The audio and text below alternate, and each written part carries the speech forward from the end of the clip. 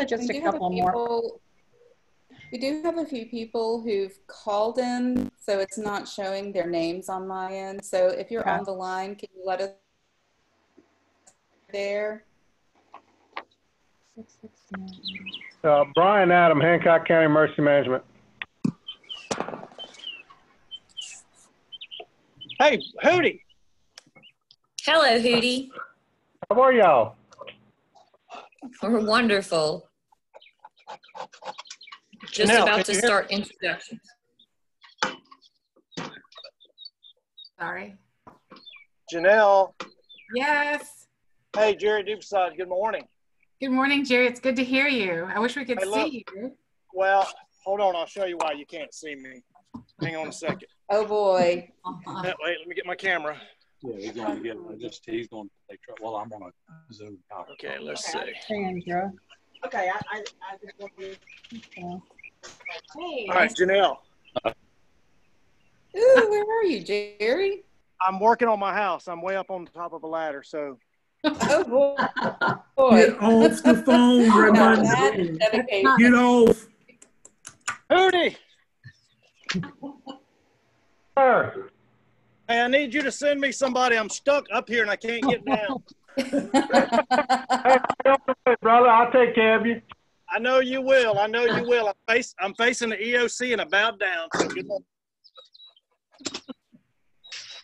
Janelle, we've still got a few people, but I'd say we could go ahead and start.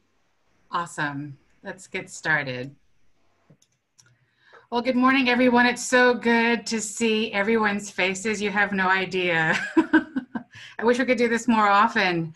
I do hope that you and your loved ones are staying safe and healthy during these challenging times.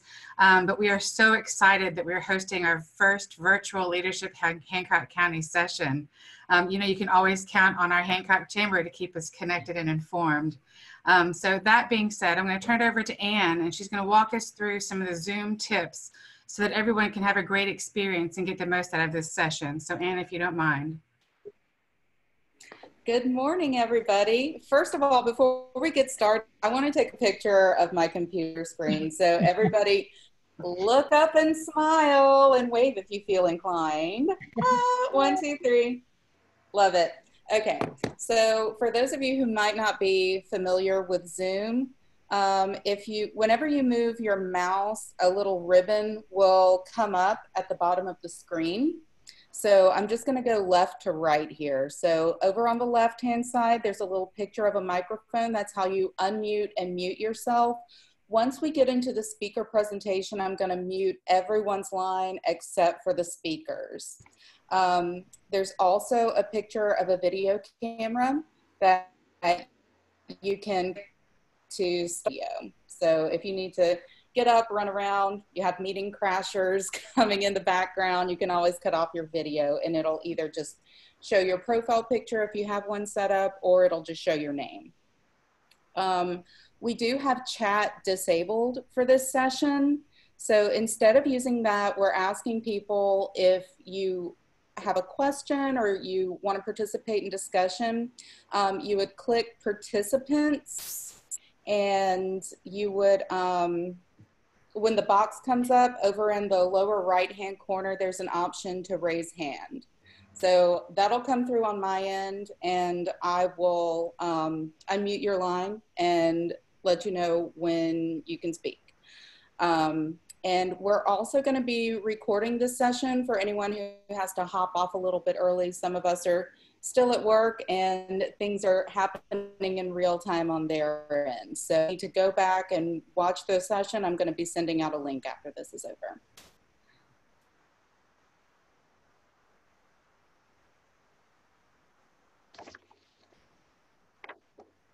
Thank you. Thank you, Ann. Any questions for Ann before we get started? Well, hey everyone. Missed seeing everyone, and thank you for all being here today. We have a full agenda, lots of information as always, as our leadership sessions always do. And I want to thank our steering committee members, Maureen Anderson and Janell Nolan, because they've done really a fantastic job. Wave your hands there. Thank you, ladies. They've done a fantastic job coordinating and scheduling our speakers and agenda. And we've got Ann Petrie doing our Zoom technical work. So thanks, Ann, for that. So I know everyone's work situation has drastically changed. Many of you are still working just as hard as ever, but working remotely. And then there's some of you that still continue to report to work every day. And so I'd like to recognize a few of our class members who are in industries that either can't stay home or have tackled extremely challenging obstacles for our community over the last few weeks. So in healthcare, to James and Brittany and Pam, thank you for going in every day and taking care of the sickest in our community. And in education, even though our schools are closed, our teachers are still teaching our children virtually and remotely. So thank you to Sandra and Annie and Kevin. And then in finance, we all need money. So thank you to Raymond and Noel for keeping those dollars flowing to all of us. And in our sheriff department, Jeremy, thank you for continuing to keep our community safe. Now, I realize I may have missed a few of you who are continuing to go in every day to work, and I do apologize, but at the end of our session, at the end of our speakers, we can have a chance to chat a little bit about that, and you can share if you are continuing to go in. Now, normally right now, we would have a big round of applause, but as Ann showed you, if you'll go down to your screen at the bottom, your little scroll bar, where it says reactions, see that? And you can give them a hand. So that's how you give hands on a remote. There we go. Woohoo! You can do a shout out if you wish. So thanks for all of you joining us today for our Civic Infrastructure Leadership Session. And Janelle, I'm going to turn it over to you. Awesome. Thank you, Sally, and thank you to everyone working so hard. You know, we had to cancel our small business and entrepreneur session in March, and that was a really tough decision.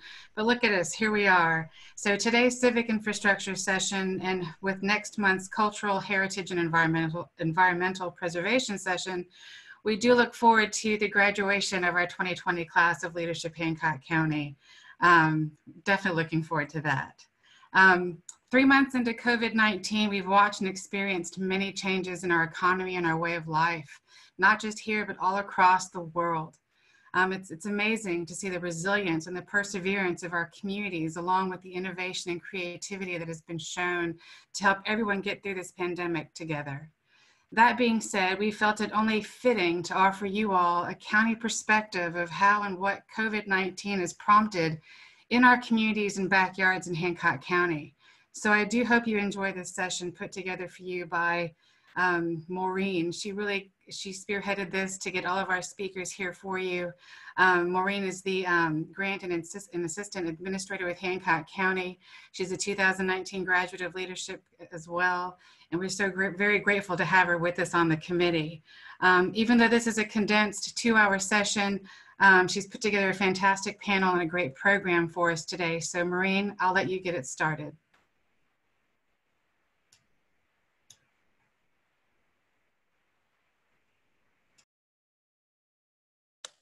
Sure, our first speaker is actually with us. Hootie, you still there? Yes, ma'am. Okay. In 2002, 18 years ago, Brian Adam was named director of Hancock County Emergency Operations Management Agency, as well as the fire investigator, fire coordinator, Homeland Security coordinator, and safety officer. He was elected president of the Mississippi Civil Defense and Emergency Management Association nationally in 2013, with a 2-year term limit, and again was selected in 2016, where he did 2 years. Hootie has served as the Hancock County Emergency Manager through numerous local, state, and federal declarations, including Hurricane Katrina and the Deepwater Horizon BP oil spill. He has spent his life in public service and in Hancock County, and is currently in his 35th year of giving back to all of us. And he's going to be our first speaker today to talk to us a little bit about how his office has been affected and what all he's done to support our county. All right, thank you, Maureen. I certainly appreciate that introduction. Yeah, the Hancock County Emergency Management Agency is the main hub for which all disasters are run through. We deal with any type of disaster incident that happens. Our primary mission of the Emergency Management Office is to protect lives and property of the citizens of Hancock County in any type of disaster. We are the central hub, and when for information that is received and disseminated to the county and city officials that we receive from MEMA, the Mississippi Emergency Management Agency. Once a disaster declaration is done, the Emergency Operations Center is mobilized for response, and depending on the type of disaster, it depends on our hours of operation.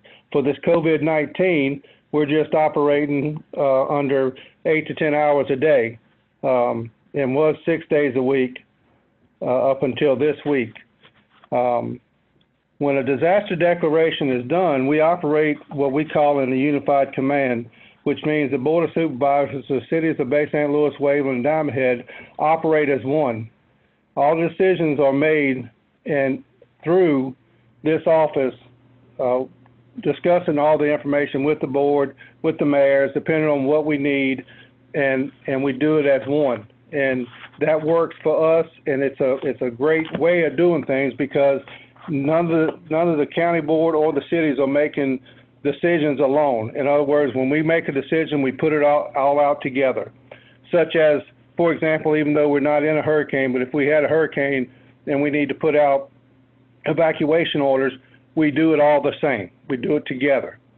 And same thing with the COVID-19. Anything we put out together. All press releases are done through this office. They send what they want put out, and we send it out. What have we been doing during the COVID-19 pandemic? A little bit of everything, to be honest with you. Our role is to deal with and get pertinent information from the Mississippi Emergency Management Agency and the Mississippi State Department of Health. Anything we get, we disseminate to the county. We made sure that the proclamations of local existence of emergency was done and sent to MEMA. If you don't know what emergency declaration is, it's generally requested when the state and local governments need help responding to an emergency, and allows the county and city government to exercise emergency powers to preserve life, property, and public health following a disaster, i.e. evacuations, i.e. in the COVID case, such as closing the beaches, backing the governor on his orders, stuff like that. We have conference calls with the Mississippi Emergency Management Agency and the State Department of Health 3 times a week. It was every day. They backed it off to 3 times a week, and that gives us information. We give them information. We also have conference calls, meetings with the Hancock County Board of Supervisors, the City of Bay St. Louis, Waveland, Diamond Head, and other pertinent county and city officials to give out information to them and get information from them to put out. We send out COVID-19 daily numbers and other information received from MEMA and the State Department of Health to the County Board of Supervisors of cities, Bay St. Louis, Waveland, and Diamond Head. We do a daily incident action plan and send to the Hancock County Board of Supervisors and the cities. And this information is a lot of different information. It gives updated number information. It gives basically what we're looking at, what we're going to do. And it's approximately 80 to 90 pages every day. So a lot of work goes into creating that.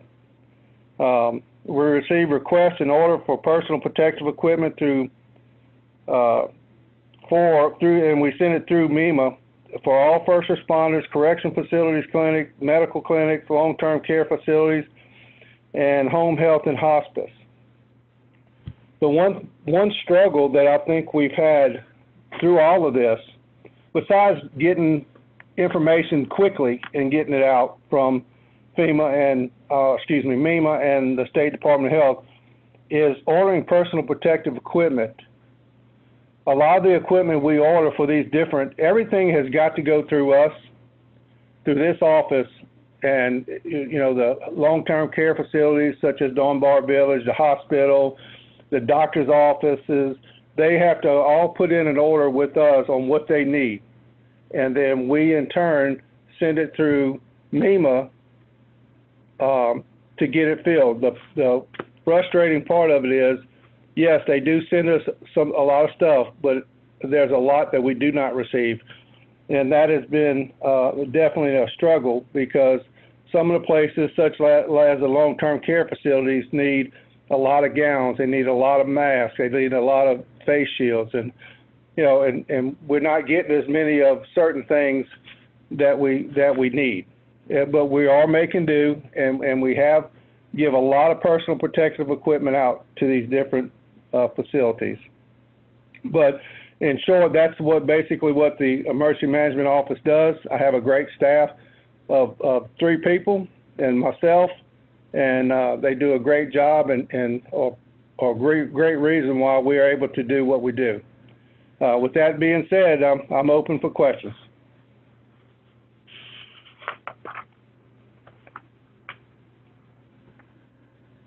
Well, first of all, Hootie, thank you to you and your team for everything that you do to keep us safe and informed in Hancock County. I know working closely with you during a lot of emergency situations, you guys do a heck of a lot of stuff, and we really appreciate that, truly, so thank you. You're welcome. And how are we going to ask questions here? Are we just going to ask questions, or are we going to use the chat feature? We're using the raise your hand feature on the bottom ribbon under the participants.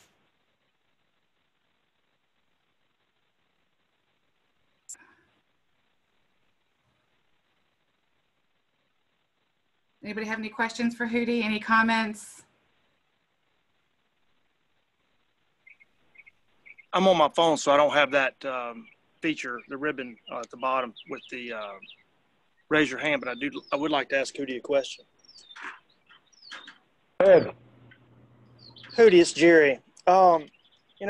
We hear a lot of stuff around as far as this, we're getting ready to maybe start releasing some of the restrictions, et cetera, to help curb this spread of this virus. But from a local aspect, because I know I've seen it in your office, every disaster starts local and ends local, seeing that poster that you have. What recommendations would you have for us in the local area when things start, hey, we're relaxing some of our restrictions? What would you say or recommend for those of us locally? Jared, the social distancing is very important. We've been preaching that. The governor's been preaching that. And one thing, listening and to what the governor's been saying is, yes, it's coming that we are going to relax restrictions. However, he's still preaching, and that same thing we're going to be preaching is the social distancing. Here's an issue, and that's one thing I tell a lot of people, that what we need to make sure that we don't do is jump and go wide open with everything, because we don't want to relapse. And if we do it too fast, that's exactly what's going to happen.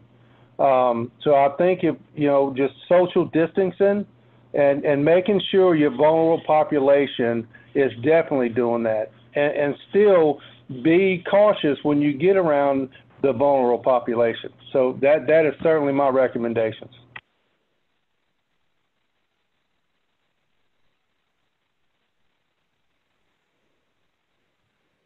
Hootie,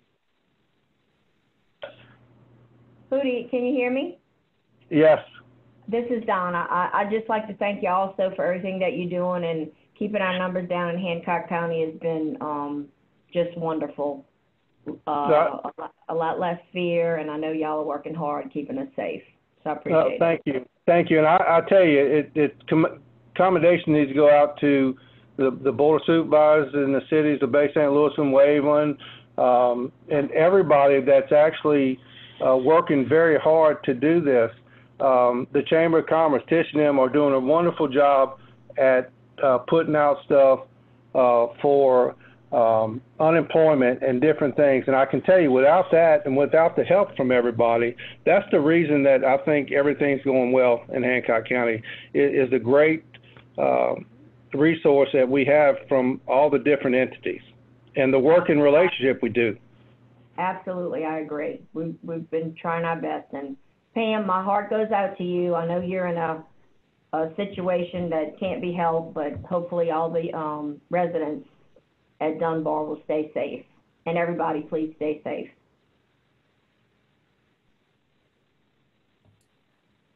We've got a hand up. Tish, did you have a question? I just wanted to echo what everybody else is saying. Hootie, you've done an amazing job. I tell people, Katrina was our dress rehearsal. We are so prepared to respond to disasters, and under your leadership, you have done such a great job. And some of the things that he tells us on these conference calls is he gives us the update on the numbers. I know one of the things that I've been getting from our business owners is they're getting very anxious because the money has been very slow to flow, and they're really, wanting to get back to work, and concerns about why aren't we opening our beaches, and can you address some of those concerns that they have? Yeah, and Tish, and thank you. Here's the thing, just like I said just a minute ago, the beaches, a problem we have with the beaches it's not the Hancock County people that's going to the beaches. When talking to the police departments, we have a lot of Louisiana people coming over to our beaches. And everybody knows that the outbreak that's been over there. The beaches, the county and the cities both feel that the beaches need to be closed and continue to be closed for a short more period of time until we start relaxing some of the restrictions. And I agree. I mean, in the businesses, unfortunately, the businesses is through the governor's orders. I know the cities and the counties have echoed what the governor said, and I think if patience, you're right, patience need to be had, and I understand that everybody is getting anxious. And governor said he's going to be starting to relax some, and don't know when, but they're working on a plan to relax some of the stipulations he has. So. And we appreciate everybody being patient with that, and I hope that answered you, Tish. Thank you so much, Hootie, for being with us and committing this morning. We appreciate your time. And again, big applause for you and your entire office for all of y'all's efforts during this declaration in this pandemic. Thank y'all. We appreciate it. Thank y'all. It's my pleasure. Before I move forward, I guess we better make sure our second speaker is still with us. Sheriff Adam. Go ahead one more time. I am here. Okay, we're hoping we get to see you. Oh, yay. Hello. Hey, isn't that a wonderful pleasure, right? Sheriff Ricky Adam is a lifelong resident of Hancock County. For years, Sheriff Adam was a real estate agent on the Mississippi Gulf Coast. Prior to being elected sheriff, he served for 10 years as the elected Hancock County Justice Court judge beginning in 2002. He was then elected in 2011 to become the chief law enforcement officer, executive for Hancock County, where he assumed a proactive role in fighting crime, where he is responsible for an estimated $7 million budget with approximately 160 sworn employees to serve an area, approximately 553 square miles, with an estimated population of 45,000 residents. And we can't wait to hear from you about the things that have been going on in your organization regarding this pandemic. Thanks for being with us today. Well, it's great to be here, and thank y'all for having me. But I'm also, she forgot to tell y'all, I'm a 2005, 2006 graduate of this organization, so this program, and I appreciate it. But the COVID-19 has really, caused us to reevaluate, like it has everybody else, things and procedures we've done. So, it's cost us extra money, extra time for employees. Just to highlight a few things, on our employees. A few weeks ago, we went to split shifts in case, we wouldn't want everybody contaminated at one time, our investigators, our narcotics people. So all of that, helped us control, we think, what goes on within our building. To go along with that, anytime if somebody comes in our building for a shift change or it's their time to come to work 8 o'clock in the morning, we do temperature screenings. We do it for our employees. When we have somebody that's arrested coming into the jail, it's the same thing there. They wait outside the back door. We do a temperature screening. If they're going to be with us for any length of time, we keep them separated from our other inmate population. So our medical staff, which Casey Favre is over our medical staff, has been tremendous for us. Everything we've done, we've coordinated it, from the EMA through our medical staff, and it's all worked hand in hand. So, I'm going to knock on wood. We've been open here in our jail for almost 8.5 years, and we haven't even had a single case of the flu for an inmate. So we're knocking on wood, and we're hoping that's going to continue with this COVID-19. We average 150 to 60, 70 inmates. So in our jail. So with that, we've been very fortunate, not to have any cases so far. So, we talk about it costing money and extra time. All our officers, are provided masks and gloves. And anytime we arrest somebody and bring them in jail, put them in our cars, bring them to jail. After we take them out, they're booked in. We have to decontaminate the car. And we do it on every one, on every arrest. So that in itself, is providing, a safety mechanism for our employees. And, when you have to go through these different procedures, it's no different than any other business. It adds cost and time to your budget. So, and for a 3-week period, the Board of Supervisors was gracious enough to pay our guys and our women, time and a half, straight time, because they were on the job when a lot of county employees, were home getting their 8 hours. So, that was an incentive through the worst part of it. I feel like, we're coming on the downside of this. So hopefully soon we'll get a little more back to normal. Not completely back to normal, but, incremental steps. We'll get there. So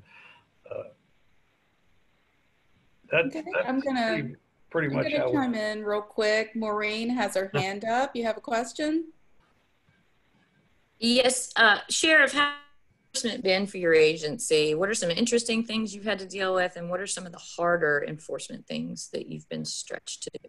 Well, a lot of these, let me just say, we haven't arrested as many people since this has been going on as we had before.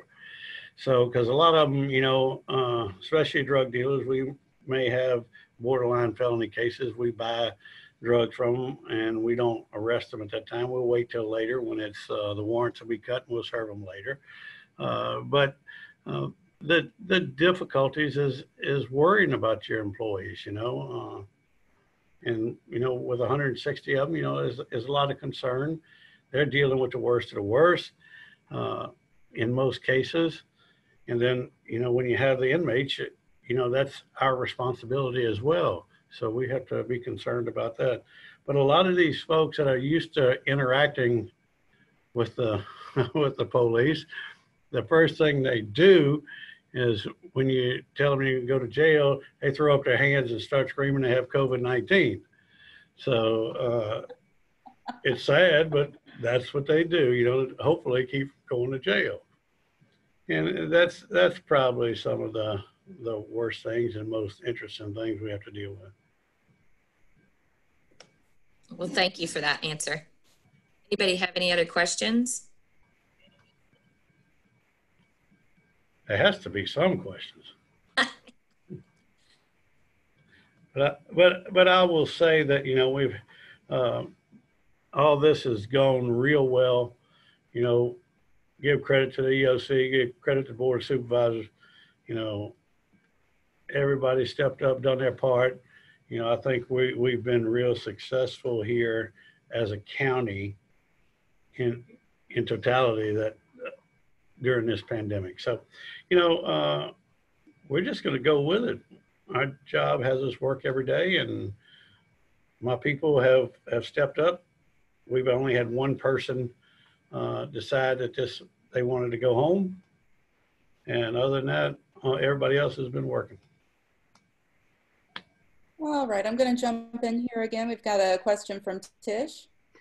Just a personal question. When y'all were all growing up, did y'all ever imagine that the three of you would be in public office? And how did this all come about? Three brothers all in public office. Hey, remember, Hootie is appointed. Okay, I'm not have to get elected. I'm not sure how this came about, Tish. It just, you know, hell, one thing led to another, and I get elected, and then to judge, and then next thing you know, I had some folks say, hey, when Sheriff Garber retired, I said, you know, you need to consider doing that. I said, okay. I said, I'll consider it, and I did, and I guess here we are. So, no, I'm sure I didn't have any plans on doing it, and never thought I'd be involved in any of this kind of stuff, politics at all. But it's been rewarding, and I'm sure, you know, my mom and dad never had a clue that we would be in this situation. But it's been really rewarding, and I've enjoyed every minute of it. Well, you've done a great job, and thank you for your service to our community. Thank you. And while Thank you again, Sheriff, for being here. Go ahead. While I have y'all here, anytime you want to come and tour our facility, I encourage y'all to do it. You know, we have the best jail in Mississippi. We have the cleanest. It's 8 years old, and you wouldn't be able to tell by walking through it. And we get people from all over this state, as well as the surrounding 4 or 5 states, that come through and take a tour and look at our facility in hopes of building one just like it. So I would ask y'all to come, and we always have somebody, myself or Chief Skinner, somebody will give you a tour of this place.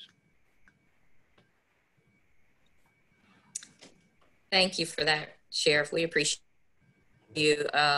Class of 2020, I do hate that you all will miss that really cool tour, because that was one of our funner days, was to go in there and take pictures behind bars and have fun over there at the jail. Thank you so much for being with us this morning. You did really great, and Thank we you appreciate very much. Questions. Y'all take care. Thank you, Sheriff. Mm-hmm. Supervisor Adam, are you still with us before I introduce you?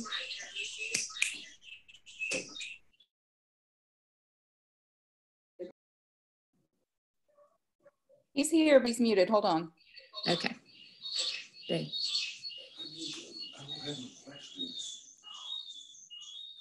You got him? Scotty, I'm trying to unmute you on my end, but it's not working. Can you try to unmute yourself? I just hit unmute myself. Is that better? Yay! Okay. Yay! There we go. Okay. Okay. Supervisor Adam is in his second term with the Hancock County Board of Supervisors, wherein this year he was voted as board president. Systems of Long Beach, and he is currently the facilities manager and oversees operations, facility contracts, and maintenance. On the Hancock County Utility Authority Board of Commissioners, and is currently on the Mississippi Sound Coalition, where he continues to fight against the freshwater diversions in the Mississippi Sound. Supervisor Adam will let you have the floor. All right, Martin, thank you. I don't know what, for us, going through this pandemic that we've all been going through as a board, some of the things that we've got to be concerned about is some of our revenue, which is going to, for us, is primarily the gaming tax revenue that will affect us, as a whole, as for the most part, Now, as far as sales tax, we don't get any sales tax like the cities do. The sales tax will affect the cities and municipalities big time. So something to think about. I know a lot of people think we get sales tax as well, but we do not. So, but you know, that with that being said, you know, we get about roughly $2 million in gaming revenue every year. And with the casinos being down, that will be greatly affected on how long they are down. But hopefully when they come back, and I personally don't think it's going to be much longer, but when they do come back, I think they're going to be rolling and hopefully doubling up, you know, on their funds. But anyway, you know, that greatly impacts us, you know, as far as our budget. And then on the beach topic, our concern with the beach topic, that's a very decision. I'm getting more calls in support of keeping it closed than I am of opening it, but there's a happy medium that you got to find to, you know, work out. You know, there's a lot of VRBOs that are affected by this, you know, and some of the local businesses say that they're being affected by it. I'm sure there is some foot traffic concerns down on the street area and all the restaurants. So, you know, with that being said, with the restaurants, there's also a use tax, you know, or I don't know what they call it. It's the occupancy tax. You know, that will be affected by VRBOs and hotels and everything as well. So, Mark, can y'all hear me? I don't hear. I just want to make sure everybody's hearing me good. We can hear you. Okay. Anyway, okay.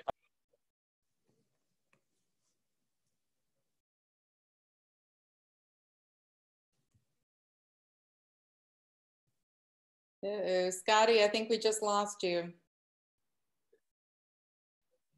Yeah, it looks like he moved from his desktop to his phone, and so it's not so clear. No, yeah, I'm on my phone.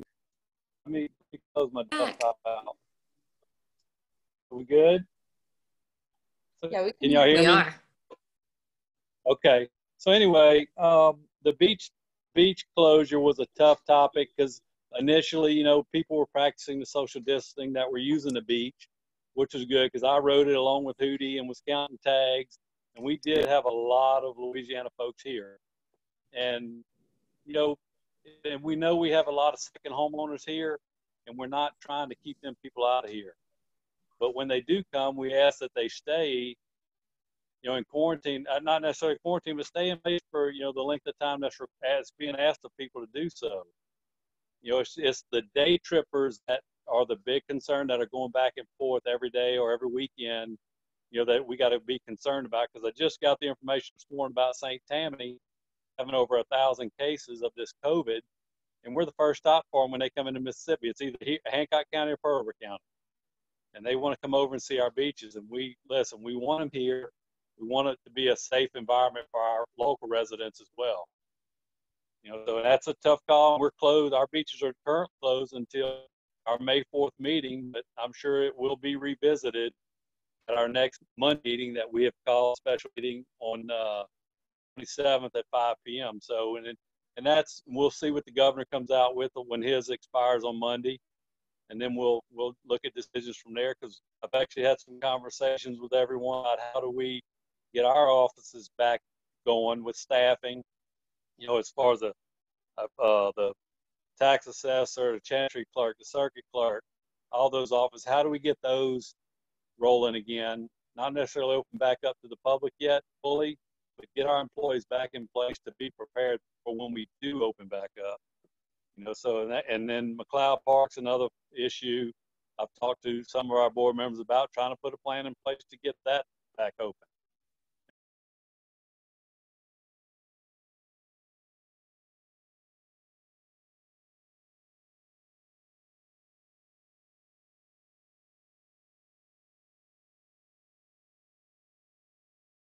Okay, did anyone else just lose Scotty's audio?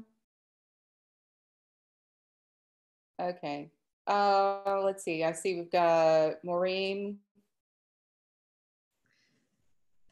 Scotty, are you there? Yeah, we lost him. Yeah. Okay, I hear you now. Yay. Okay, it's just my service is going to be in and out in this building. I got a new phone that's going to be in and out, and I apologize for that. But anyway, I was talking about, how we're looking at potentially, how do we get our stuff, our offices, all of our buildings open back up, staffing wise, we're trying to get together and have a plan in place to get the staffing back to full staff in all of our offices. And then how do we open that up to the public? At which point do we open that up? And it's just a matter of let's wait and see.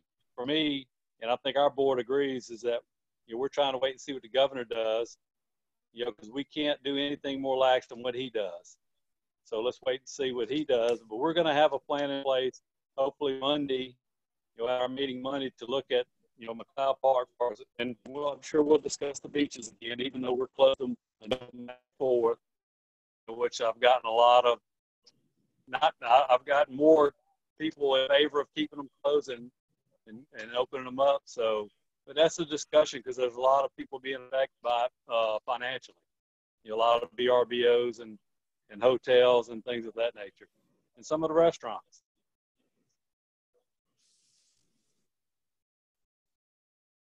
With that being said, anybody have any information or that they would like, or have any questions? All right, Kelly's got her hand up. Okay, go ahead, Kelly. Hi, I just wanted to ask, I know you said that you were waiting on the governor to make a decision. Oh, go ahead, I'm sorry, go ahead. Is he having talks with everyone locally across the states, or is he just having specific people he talks to? No,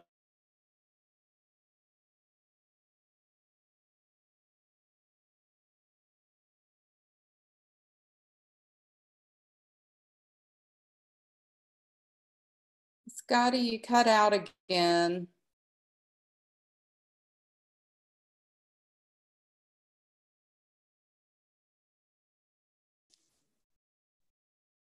Time it goes out, muted. But to answer that question, I have had some conversation with someone from the governor's office, and it was the week before his last executive order expired.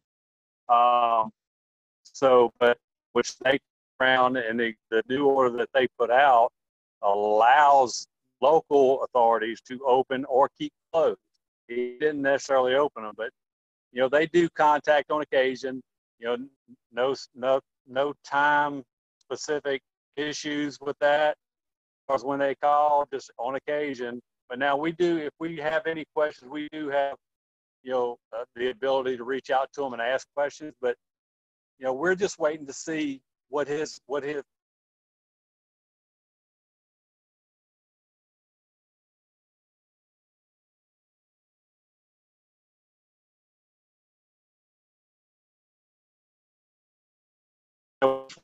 his order to does, if he relaxes things. We try to say, hey, we want to open our beaches.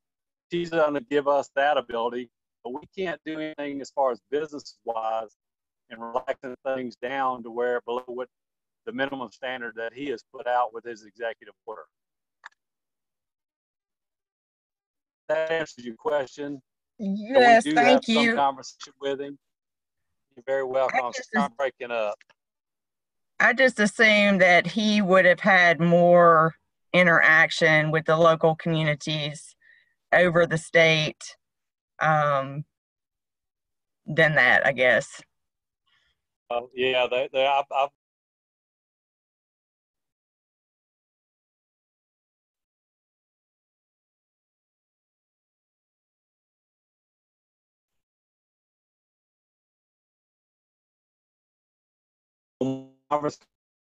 with the governors, with the actual governor, with all the 2 counties on that conference, so didn't much say with that. Look, they got a job ahead of them. We understand that you don't have time just to reach out to everybody and talk to everybody. But, and like I said, he does have people on occasion reach out to us.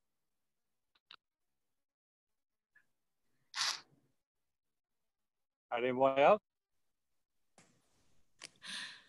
We got to see a brief picture hands up before he No, finished. we don't have any other hands up, so I think we are ready to roll. Well, Supervisor Adams, thank you.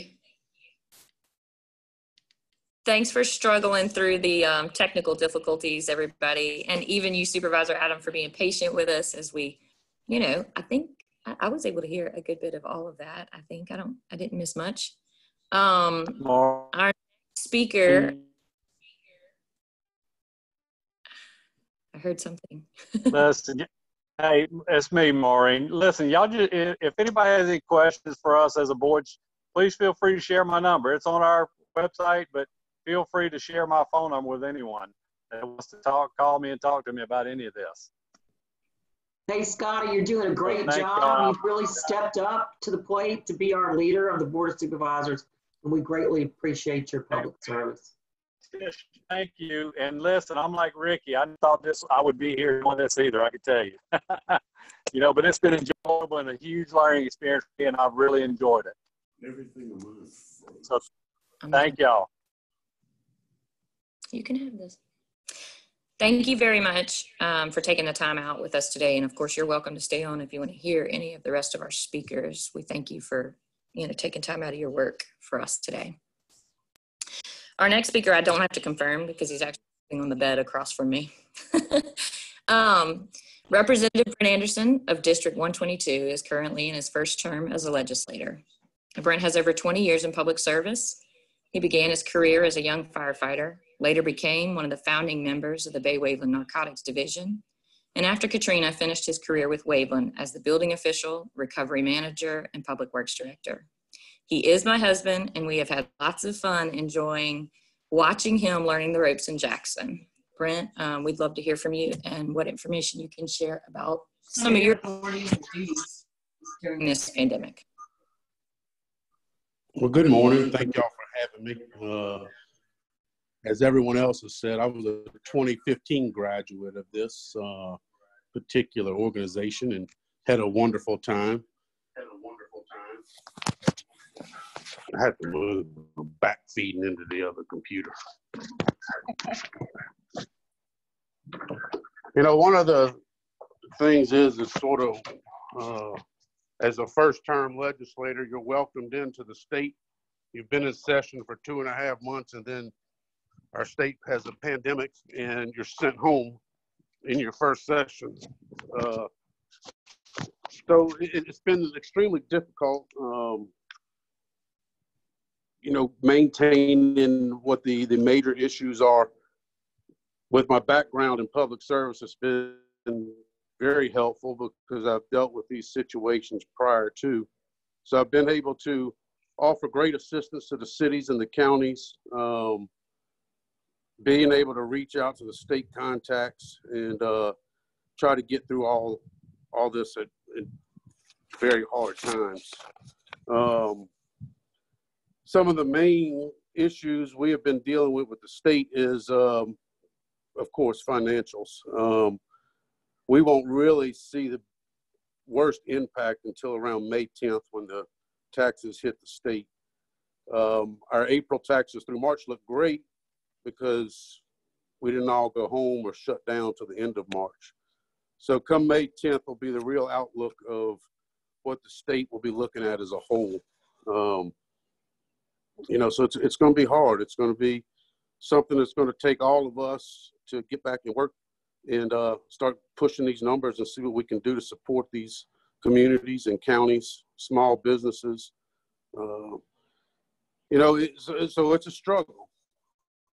One of the things I learned as I was leaving out of session is, it's a fun fact, is this is the first time since the Civil War that session has been shut down in the state of Mississippi.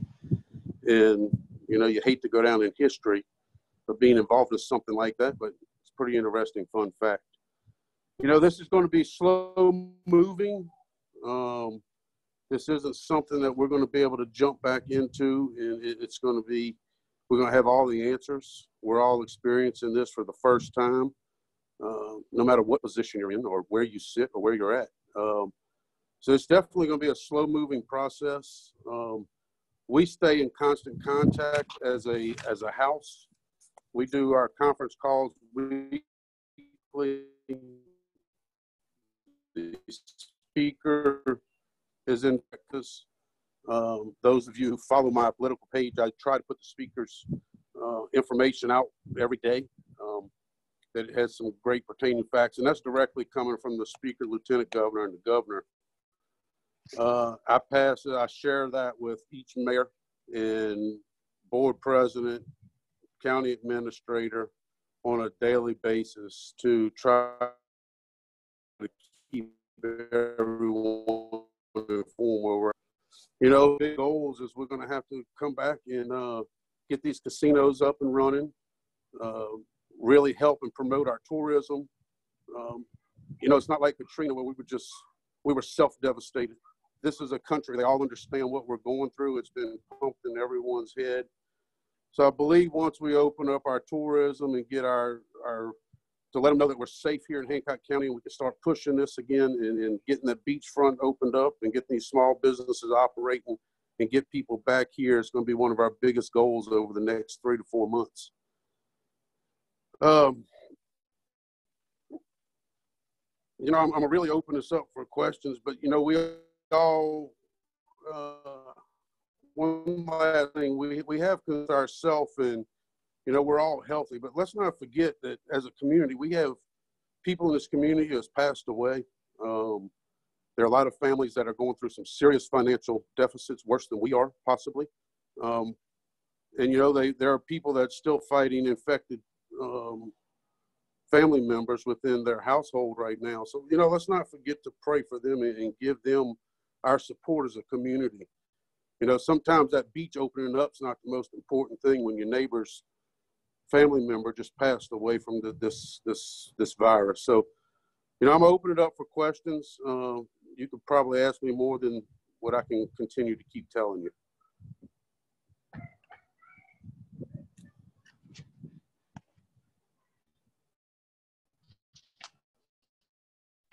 All right, I don't see any hands up. Do you want to go ahead and move to the next speaker? And I can't figure out how to put my hand up at all. I have followed your instructions and I'm not finding that option at all. So I'm just going to ask my question. You have the floor. I have done a good bit of reading about the last great pandemic, which was in 1918. And I speak from a point of privilege because I'm one of those folks who's getting my salary because I'm not clocking a time clock or all those things. And so I understand I'm speaking from a point of privilege, but I'm also speaking from a person being in the high risk group. I've had 3 heart surgeries in the last 6 years. And so what I'm wondering is if the leadership of our state is taking into consideration looking forward, how to avoid another wave, because in 1918 there were 3 waves that went across the globe. And are there any thoughts about, as we open things back up, of how to do that carefully so that in 2 months, 3 months, 6 months, we're not back at square one again? Because I can tell you everywhere I go, if I go somewhere, I have a mask on, I have gloves on because I have to. But there are a whole lot of people who are not doing anything protective when I see people out. And it's very true. And, you know, some people just have that mentality. You know, I've always referred back, you know, we do, during hurricane season, we have made multiple mandatory evacuations. About 25% of the people listen to that. You know, it's hard. We can't control each individual, and we are going to have the ones who may or may not think that this is worse than it is, and we can't do that. But you know, and that's where these restrictions come in. Unfortunately, we are very concerned about the state opening up too fast as well. We have been on, like I said, we on daily communications. The governor does have a team of medical staff and well-educated individuals helping him. This is not the governor just waking up one morning and deciding on how he wants to attack something. He is using his staff and his personnel to make some of these decisions. I believe personally, I'm not a doctor by any means, that we will continue to see cases of this probably throughout this year and maybe into next year. From an economic standpoint that we've discussed, you know, you're going to have to make a decision. We can't shut down this state, county, cities, you know, because then we're going to be in worse shape than we are after this month. But I can assure you, he has proper personnel taking the precautions in helping him get through this. I've sat on conference calls with him. So this is not just a spur of the moment decision that he's trying to make. You know, at some point in time, we're going to have to make the move and unfortunately get this economy back going. And, you know, we just have to rest assured that the medical professionals that are helping him are making the right decisions for us.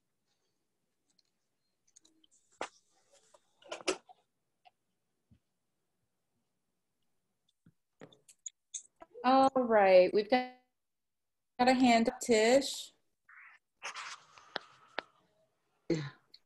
Hey, Brent, doing a great job up there. Sorry that it was short-lived for you, but when you go back, here's something I'd like to ask you to inquire about. You probably could do it now.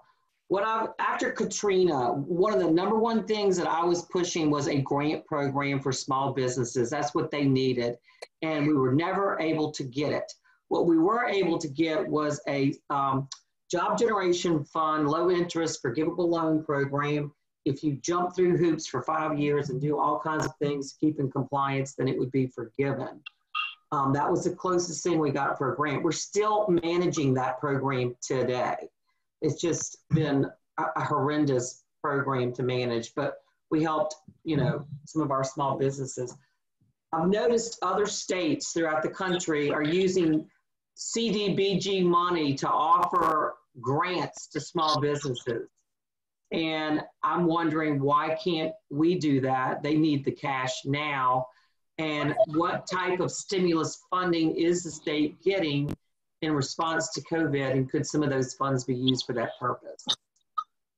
Because I heard the first part about CBDG, you broke up on the second part of that question.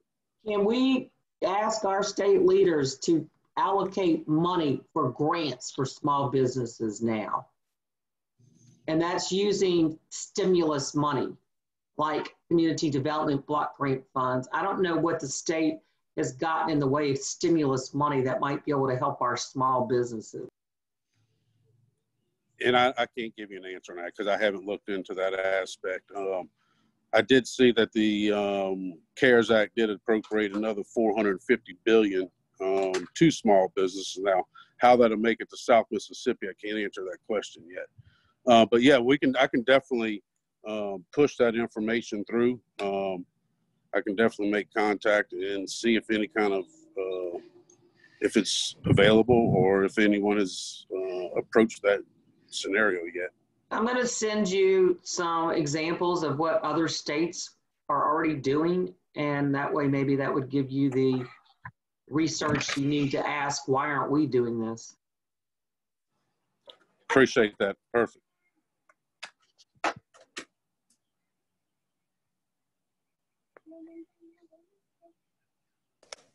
If no one else has any other questions, we thank you very much, Representative Anderson, for taking the time out to do that for us today. No problem. Thank you all. Enjoy. All right, now get back to the kids because they're interrupting me.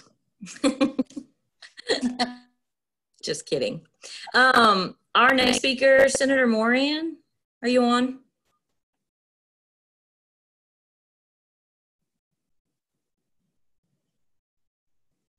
Oh, he's trying to jump in. Here we go. Good. We'll wait for him. Yeah, sometimes it takes a while for people to connect from the waiting room. So, while we're waiting for Senator Moran, I would like to direct everyone's attention to Maria's backgrounds. So far, she has been in Italy, fought with a house cat, and with Joe Exotic's Tiger Farm. All right, it looks like Senator Moran is in the conference now. Philip, can you hear us, see us?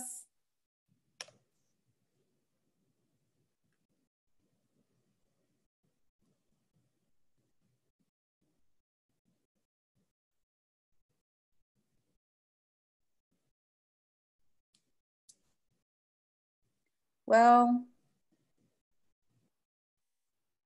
Maureen, do we want to go ahead and roll into Jay McKnight? He is on the conference, and we can go back to Philip.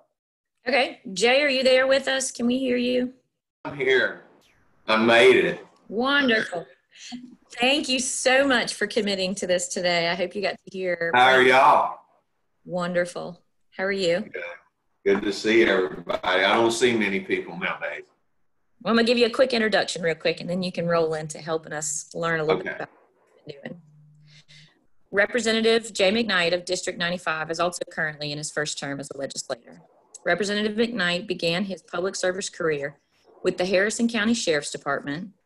He also served as Chief of Staff for the Public Service Commissioner, investigator for the Mississippi State Auditor's Office, and field representative for the Mississippi Secretary of State. McKnight is a small business owner, husband, and father of 2 beautiful girls. We hope you can share with us some things that you've been doing during this pandemic and how this has affected your organization, and maybe some helpful information for all of us to learn about today. Thanks for being with us. Well, thank you for calling me. I appreciate the opportunity. It's different. It's definitely different in trying times. I was going to join earlier. I'm sorry I missed everybody else. I had full intentions, and things just happen, as we all know. And I came up a little short. In fact, I was just panicking a few seconds ago, trying to find my password to get on the call. And I was texting Maureen, help me. My technical advisors, my daughter, and my wife are all out of pocket this morning. As you know, I mean, we've all been right on top of each other this whole time, and now when I need everybody here who knows how to do all this stuff, I'm by myself and I start panicking. As is, I imagine there's a lot of people in that situation right now. So I don't know what all everybody covered and talked about this morning, and I apologize again because I was going to try to watch the whole thing so that I didn't repeat anything. So if we start repeating too much, just let me know. But you know, my take on the whole situation obviously is as if the virus situation wasn't bad enough. You all know we had the tornadoes recently that tore through Mississippi, and I was fortunate enough to be on a phone call briefing with the governor, and had no idea.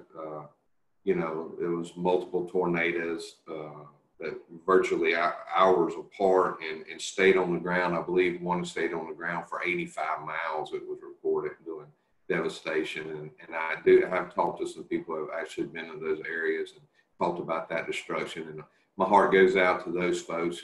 We all remember Katrina without lights and power. And if it wasn't already times, if we weren't being tested enough as is, now you have people going through this situation without power and water in some cases. You can imagine the stress and the anxiety level that they're going through. So we obviously pray for them. I don't know. Did Brian talk about some of that stuff earlier with y'all when he was on?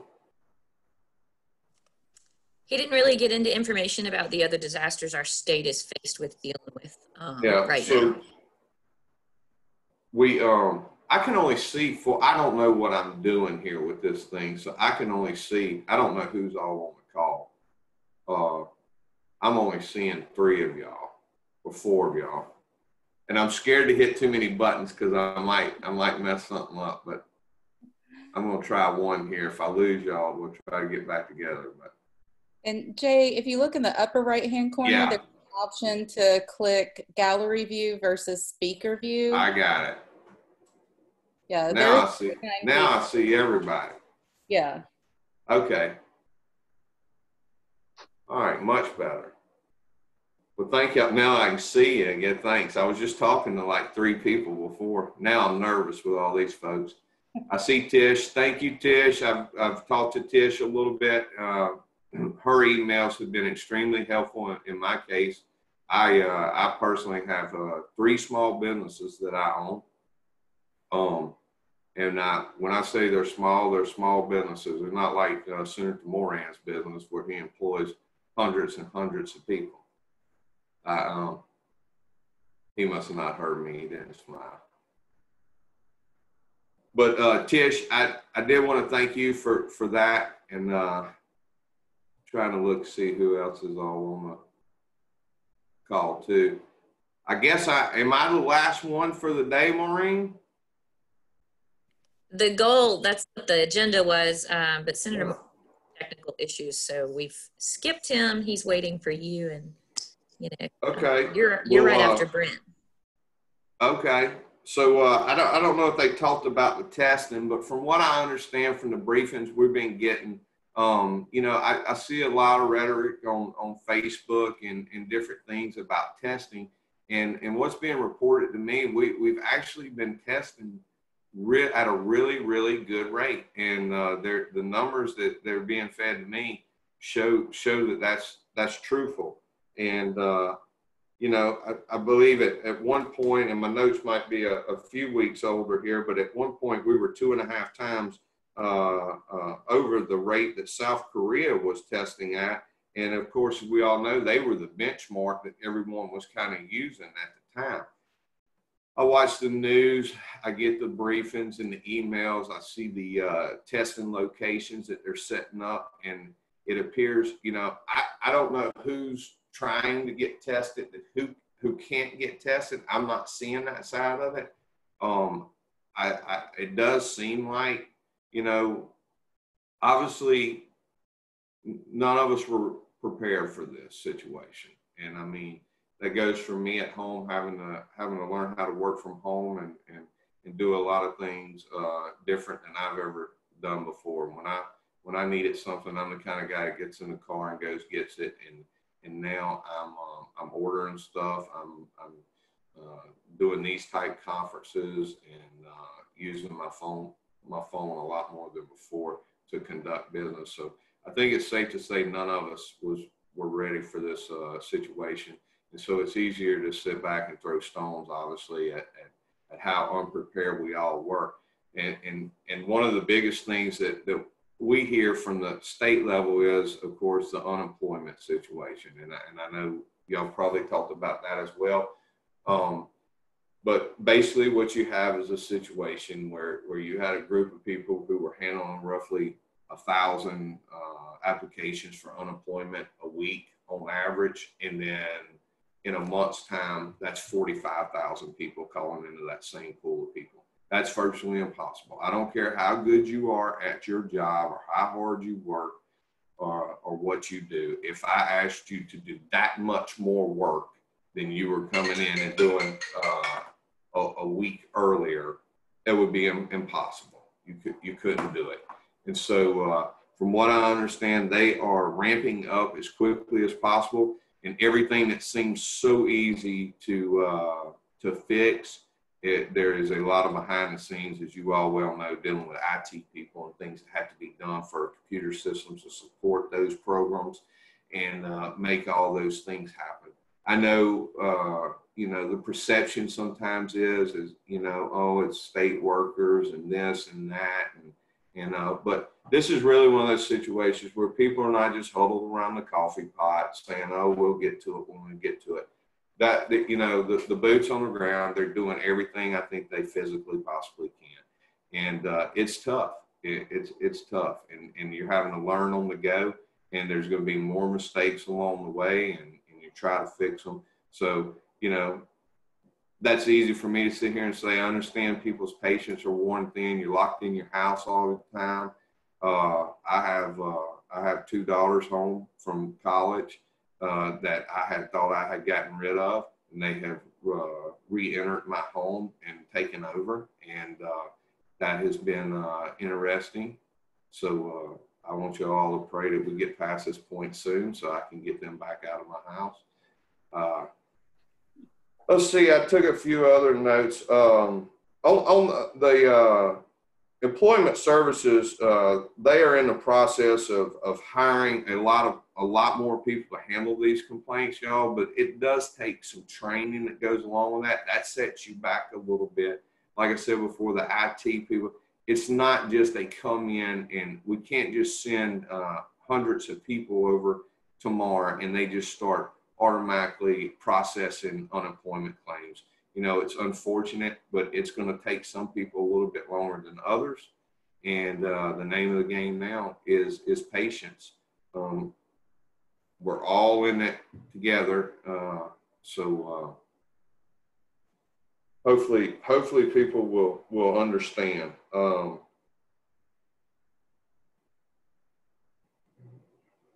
That is like I said, a universal problem they're having across the United States of America. This is not something that is just simply Mississippi wasn't ready to handle. Nobody was ready to handle this.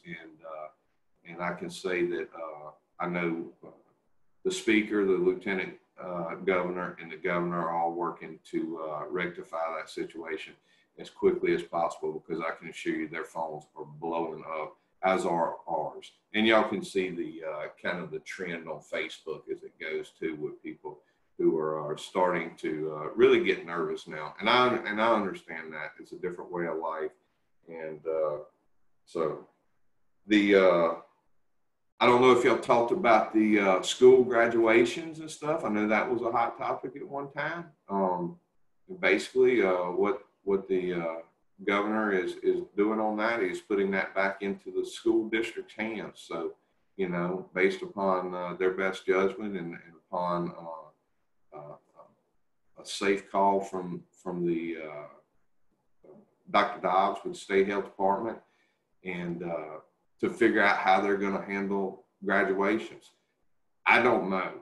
It's you see some people doing it different ways. Somebody, and I don't know if any of this is true.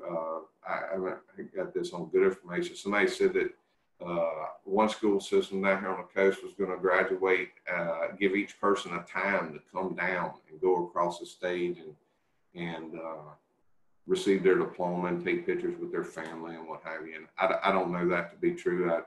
You see some stuff where people are going to try to do like a car thing, kind of like what they're doing with the churches in some places. I have no idea what the best route to do on that is. I know it's horrible. These kids went to school all their life and they want to walk across the stage, and it's different times right now. And hopefully the school districts can figure out something that will make everybody happy. And it's the best thing would be if we could start finding some type of vaccine for this situation and get back to normal again.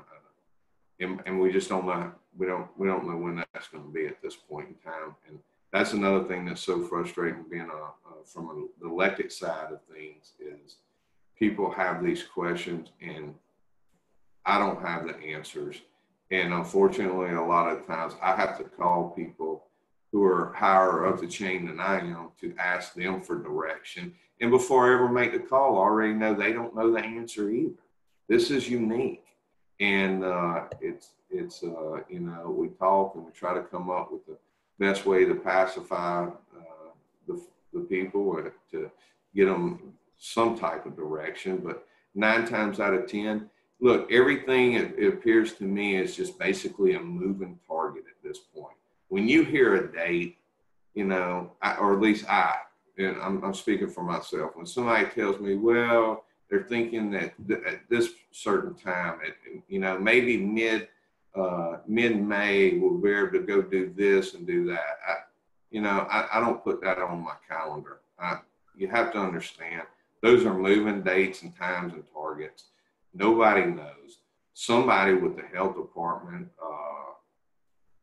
somebody on the national level is going to have to stand up at some point and say, hey, y'all, it's okay. We can go hang out together in rooms together. We can hug. We can shake hands. It's okay. Everybody's safe. Now, I'm glad that responsibility is not on me, because, you know, that is a tremendous responsibility somebody's going to have to step up and take at some point.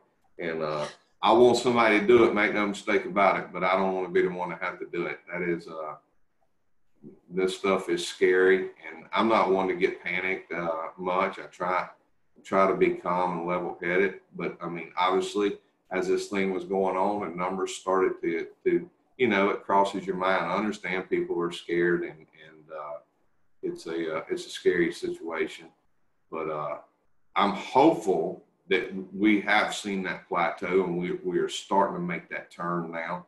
And well, we thank you so much for at least committing to us today, and we appreciate it.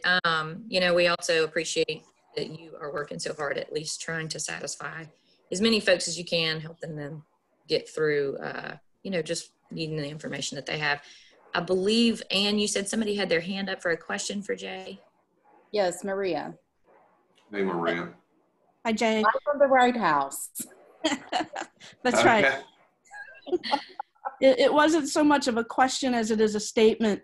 Bay High got a huge shout out on XM radio, which of course is not just local, it's global, about their perseverance in holding a high school graduation the way that they're going to do it with the drive-through diploma parade. So that was pretty awesome to hear. You know, first we just heard shout out to Mississippi schools for continuing with their graduation, and then they mentioned specifically Bay High School. So I thought that was pretty cool. Okay, I'd heard something like that, and I couldn't remember if it was Bay, and hopefully, you know, it would be my hope that if they do something like that, that even at a later date, maybe once this clears up, they can still come back and physically go through the ceremony and process. Hopefully, we can figure out a way to do all that for the kids. And I know at that point in time, it's going to be hard. It's going to be difficult. You're going to lose people. People are going to be going in different directions at that point, and some are just going to miss out altogether. And that's sad and unfortunate. But obviously, any of us, if we could change it, we would. And I appreciate y'all, and thank y'all in Hancock leadership, and thank you, Maureen, for calling yesterday. I appreciate that. Thank you for giving us your time. Yeah, absolutely. Well, unfortunately, I have a lot of it right now. It's caused us all to slow down a little bit and take in a little family time. I was kidding about my daughters. I'm happy they're here. I love them. But I'm kind of ready for them to go too. Well, thank you again. I don't see anybody else with their hands raised. If that's all right, we'll roll into our last and final speaker, who we shifted due to some technical issues. Senator Moran, are you there with us?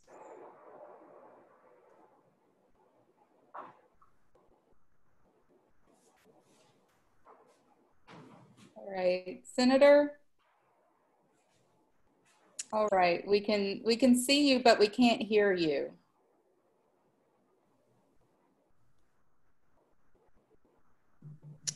Looks like he should have audio.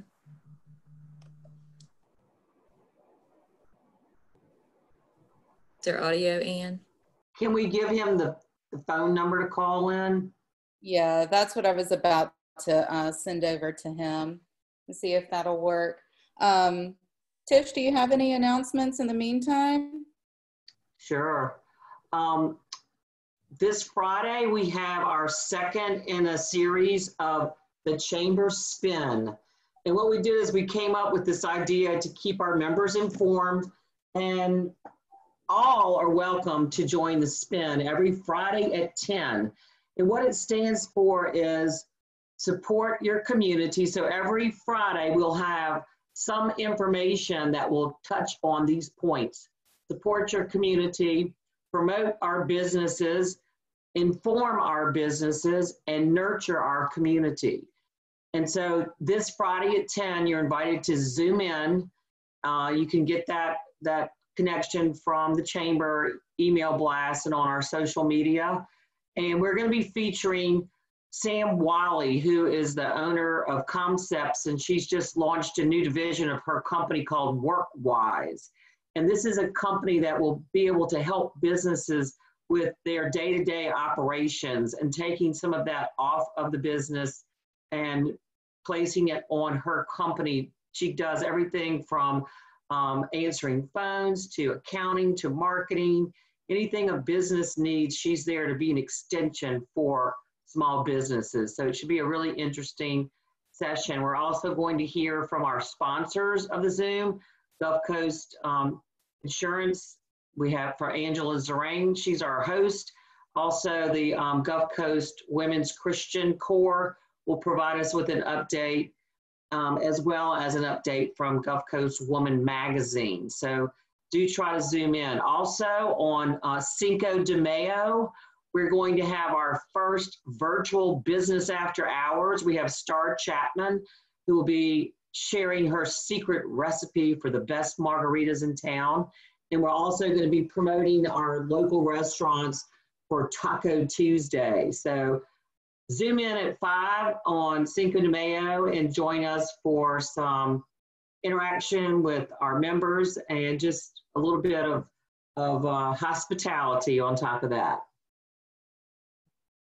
We're also going to be introducing a program as we start to see some of our non-essential businesses come back online. I know a lot of the Old Town merchants are saying that they're going to start reopening now that they can and offering curbside service and deliveries, especially I know French Potager is gearing up for Mother's Day and drive-by pickups. And I know some of our retailers, I spoke with Jeremy Burke yesterday of Bay Books, and he's planning to reopen as well as some of our other retailers. So we'll be launching a promotion that Ann's going to talk about.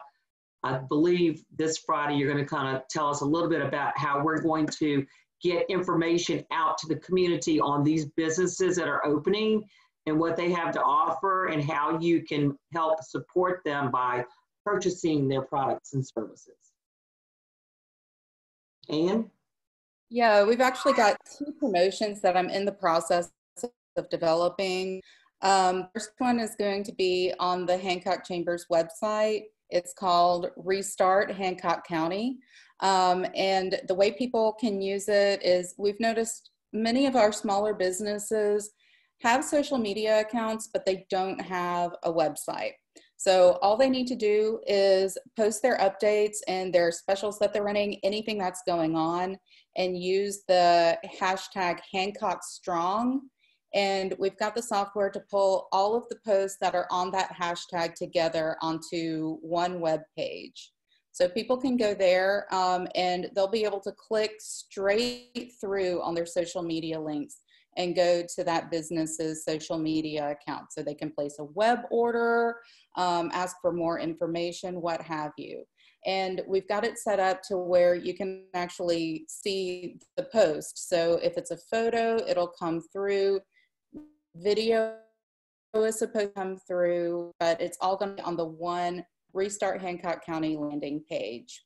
Another one that I'm working on is sort of a fun game to participate in. It's called Gift Tag. So we are going to print up a few marketing pieces to give to our local retailers, and we're going to be asking people to commit to buying their friend a gift online or doing curbside pickup. And whenever you participate in one of these gift tag programs, one of the gift tag cards will go in, and we're asking people to go online and share what their goodie is and where it came from, and put that online with the Hancock Strong hashtag. So it's a little bit of user-generated marketing and publicity for our small businesses and a little bit of an extra boost. That's still under development. I'm hoping to be able to have everything ready to go for that in the next week or two. And it looks like Senator has joined by telephone. Senator, are you there?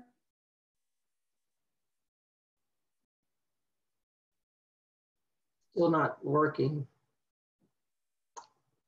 Why?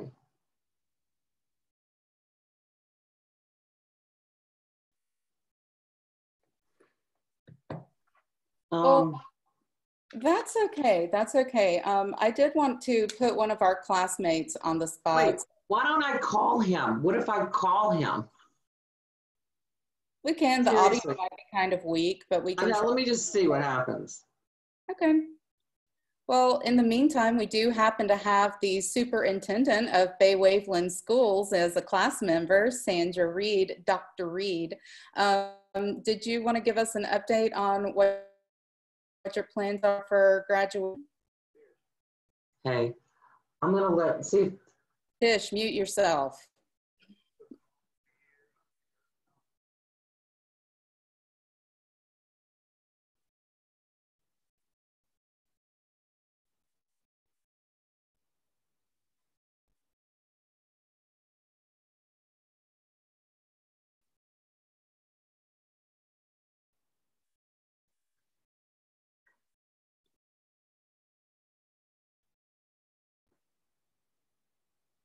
Okay. Ladies and gentlemen, Senator Philip Moran. Yay. Talk. Thank you. Thank you all. Sorry for the technical difficulties. This is the 2020 Hancock Leadership Group. That's right. I'm talking to. That's right, Senator. And can they hear me? We can hear you. Us? Okay. Yes. You know, everyone has talked about the COVID-19 this morning, and I'm going to just speak briefly about it. You know, this is something like most unusual times. It's something like we've never dealt with before. And, you know, I can see myself now. But anyway, you know, folks ask, how are we going to get through this? And I tell them, especially here on the coast, we're used to surviving. We went through Katrina. We went through the BP oil spill, and we survived that because we're resilient people. And this too shall pass. We will survive this. We will come through this stronger than we were before. It ultimately will change the way we practice our personal hygiene in public. We will constantly be washing our hands, sterilizing our hands, and handshaking may be something, maybe a long time before we do this again. You know, it's just going to change the way we conduct ourselves in public as far as getting close to folks and talking to people. But to the leadership class, I wanted to say that I was very fortunate. Tim Keller, I'm sure most of y'all know the Chancellor Clerk, he and I were part of the first inaugural class that went through this program. And we learned a lot, made friendships there, as you will, that you will have for the rest of your lives. So, you know, this is an awesome opportunity to become better leaders and to remember an old saying that I have up on the wall in my office. It says that a tremendous amount can be accomplished if it doesn't matter who gets the credit. You know, and keep that in mind. There is no I in teamwork. It's about working together and building better leaders for our community, our county, and our country and our state. So, you know, you're very fortunate to be in this class. And looking back on it, I wouldn't have taken anything for gone through the class. And that was back in the late 90s when the first one was put together.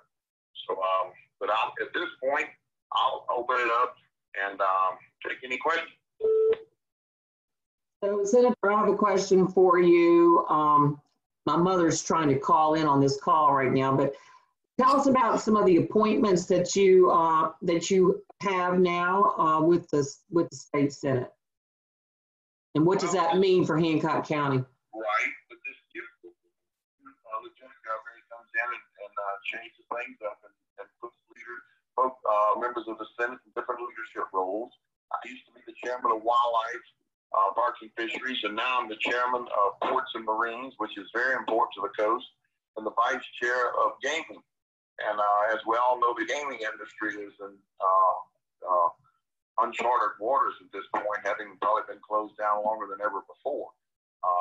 So we have to work diligently with that to get them back up and running. And I fully believe they'll come back bigger and better and stronger than they were before once this is all settled out. Also very fortunate to be on the Appropriations Committee, the Transportation Committee, Tourism, the Energy Committee. So, these are important committees, and I take them very serious. And it allows me to be able to help our constituents back home, working in conjunction with the House. We have two really good House members there, young guys. They hit the ground running. And Jay and Brent are doing a fantastic job and working together on both ends of the building. That's how we get things done and get progress made for our area. And it's going to take a collective effort. It's going to take a team effort in Jackson to help our small businesses. These are the ones that I really feel for. I'm a small business owner. And so I know what these folks are going through. We've fortunately been able to continue some of our work because we're in the service business. And outside, we had to discontinue our inside work. So it's affected us as well. But the restaurants that are closed down that we've all enjoyed going to and just kind of took it for granted. When we got ready to go out one night to eat or one afternoon or on the weekend, we just popped in and ate. We kind of took that for granted. And now when they're not open, we're like, it's uncharted waters. But they too will come back. And that little slogan going around it, as these restaurants open up, curbside service, take a couple of nights a week and go order a meal for these folks. These are the people that's really hurting. When the nail salons open back up and the hair shops and so forth, help our fellow citizens out that are in business, small business, so that they too can recover from this. Okay, I'm going to chime in. I see that Maureen has her hand up. Okay. I could ask you a million things, mostly because of how seasoned you are in legislature. But I think most importantly, do you feel that even the $1.2 billion the state is expecting the CARES Act will cover what losses we may already have projected or expecting as far as revenues, especially casino revenues and things such as that are big? It's going to help tremendously. Will it cover it all? That remains to be seen. One of the very fortunate things is that when we all came into office initially 8 years ago, the Republicans took over in Jackson. We passed a policy that says we only spend 98% of our income, as does the county. The county puts money away too, so therefore the county is sound. So is the state. We had $590 million put away in the rainy day fund when we got there in Jackson in January. We also had another $185 million that was above projected income from last year. So that's roughly around about $775 million that we had money at our disposal to use in an emergency situation, if need be. This certainly meets that spectrum. We may wind up having to use a lot or some or all of the rainy day fund. We don't know yet. Being on the Appropriations Committee and being on several calls with the governor and lieutenant governor weekly, and we have 2 or 3 meetings a week on this, as does Brent and Jay with the Speaker of the House on the other end. So we'll know more about how our appropriations budget is going to play out as we get into the new fiscal year. From now to June 1, we have budgeted for this. But starting July 1, the new year is where things are going to get tricky. So, we're hoping to get the economy back, get the restaurants and the businesses back open so that we can get the tax dollars flowing. And then if we have to utilize some of our rainy day fund, so be it. That's what it's there for. One of the businesses told me just yesterday, hey, it's raining. Can we get some small business grants? I heard that a while ago. I've been online ever since y'all started this morning, and that's a great idea, Tish. I heard that question that you presented, I think, to Brent and to Jay as well. And that's something that we're going to be looking at. You know, 1.2 billion coming into the state, and from the feds, and we'll see how that plays out and what we need to do with it. But being a small business owner, that is the heartbeat of America. The big corporations get the headlines, but the mom and pop restaurants, the small businesses, myself, I have less than 10 employees, so you know I understand what it's like. We have to meet that payroll and have to keep them going so that they can continue to prosper and to feed their families. So grants to small businesses, I think is something that we're going to have to take a hard look at it. If we can find money somewhere, somehow, then we certainly need to do that. Maybe the BP money could be used for that. Well, and everything is possible, absolutely. You know, in some of the cities like Bay St. Louis, that part of their budget comes from the gaming from Hollywood. That certainly affects them in a negative manner as well. So, you know, everybody's hurting in this. Everyone has been affected. You know, when Katrina hit, I remember back when Camille hit. But even when Katrina hit, it was devastating. It was worse than this is right now, but it was regional. So the rest of the country and even part of the world came to help us. Same thing with BP. Now this is a nationwide, worldwide deal, and we're not in the regional disaster anymore. So it's a bigger effort, and I just believe that we're going to hit that curve if we haven't already. And people are getting smart about how they're conducting themselves in public and not touching, wearing masks. And so, you know, as I said before, we're resilient. We're going to come out of this, and when it's all over, we're going to be better for it. Okay, I'm going to here real quick. Monica has her hand up.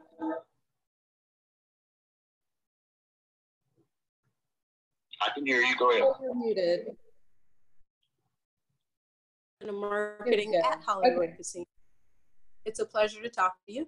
I was just thinking, with the changes with the pandemic and the loss of gaming revenue, do you think that there's the potential to change the perspective of the legalization of online real money gaming as well as sports betting, not within the physical casino?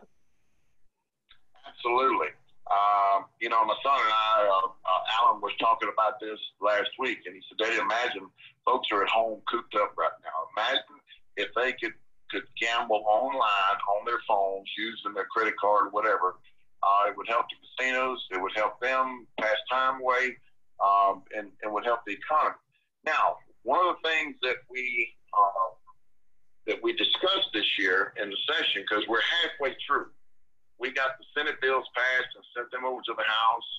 Jay and Brent and all of them, they got the House bills passed that they were passing, sent them to the Senate. Just at the point when we were ready to take up each other's bills, this pandemic hit. They sent all of us home, locked the Capitol down, and we haven't been back since. But one of the things that was discussed this year, and we're going to do, is to have online betting for sports betting on the phone. And we were prepared for it this year, but the casinos weren't quite in agreement as to exactly how they wanted to do that, how they wanted structured. So we said, okay, let's take this year, let's get it right. Let's don't, you know, the only thing worse than no bill is an ad bill. So we wanted to make sure that we had something that was agreeable to both ends of the building, the House and the Senate and the casinos, and then put out a good bill. But along with sports betting, at some point, there's no doubt in my mind that you're going to be able to log onto your phone, log into a certain casino, a particular casino, and to be able to gamble there. And I think that's a good thing. I wish we had it in place right now. But like I say, we're halfway through the session. We're going to have to go back and finish sometime probably late May. The lieutenant governor told us the other day to don't plan any vacations for June and July. So me and Brent and Jay and all of us may wind up spending our summer in Jackson, which would be most unusual, but this is the most unusual year. But yes, that's a great idea, and I think you're going to see that happen at some point. Thank you. Any other questions? I just want to say, if not, thank you all very much for allowing me to join in this morning. And for you lucky folks that are in this leadership class, my heart goes out in a way that to you that you can't experience the togetherness and meeting face to face with us like we would normally like to do in most situations. But you're going to get a lot from this class, and you're going to make friends here that you'll have for the rest of your life. And like the rest of us, next year you'll be an alumni and be able to look back on it, and you'll be a better person for having taken this class. The folks that work with this, they put a tremendous amount of effort into it, and my hat's off to them, and thank you all very much for your time this morning. Thank you, Senator. We can't thank you enough. Your information is so very helpful and interesting. Thank you for taking the time out of your day to vent through the technical difficulties to get the opportunity to share everything with us. Take care. Have a good day. You too. Well, thank you everyone, and for all of our speakers who are still staying with us. We appreciate you taking the time and keeping us informed and taking our questions. This wouldn't be a leadership session without Joy Socher of Mississippi Power giving us a little skill session here. So if Joy is still with us, we'll turn it over to you. I'm here. Can you hear me? We can hear you. Awesome. So, good morning. I'm so excited to see you all. This is my first virtual leadership session, so I've missed you all. Great to see you. You know, so much of what's going on right now is completely out of our control. The government's told us to stay home, to wear masks. They've told us how to wash our hands, to keep our distance from others. We've had to close our businesses or drastically change how they operate. And now we're stuck at home with people hopefully we love, but they're also the people who are most supremely qualified to get under our skin, right? And so, you know, today probably started well enough. You got up in time for your first Zoom meeting of the day, and you went out to the kitchen and found the coffee pot had overflowed, right? And you had grounds everywhere you had to clean up. You got it cleaned up. You got your shirt pressed. You got video ready for your first meeting, only to have your daughter spill her chocolate milk down the front of your shirt, right? So you go change, you get the kids settled, you send them all on their way, close your office door, and then your Wi-Fi won't work, right? You have technical difficulties, so you finally get logged into your meeting, and the office wise ass says, gee, glad you could join us. You've really never liked that guy, right? And so everything that could go wrong has gone wrong. Your partner promised to take point with the kids during your meeting, and next thing you know, the kids are fighting, the dog's barking, and someone's knocking on your office door. How are you going to respond? Which one are you? Are you the water, or are you the Coke? For those of you not on video, I've been shaking the water in a Coke. So which one are you? I mean, we want to be the water, right? We want to respond calmly, but how many days are we the Coke? And so, you know, we're a Covey company. Stephen Covey and his 7 habits of highly effective people talks about 4 practices of habit 1, be proactive. And so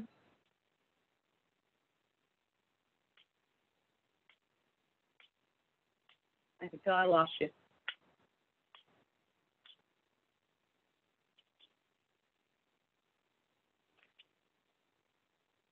So the first practice of be proactive is probably my favorite, the most meaningful to me. And it's the pause. So stuff happens to us. Negative things happen. And between those things that happen and our reaction to them, we can create a pause and have the freedom to choose. We choose our response based on our principles and our values. And so you may count to 10. You may leave the room. You may walk away or pause your video call. But you want to choose a response that aligns with your values, a response that you'll be proud of an hour from now.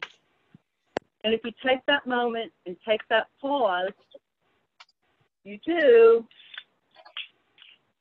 will respond in a way that aligns with your values. And so the second highly effective practice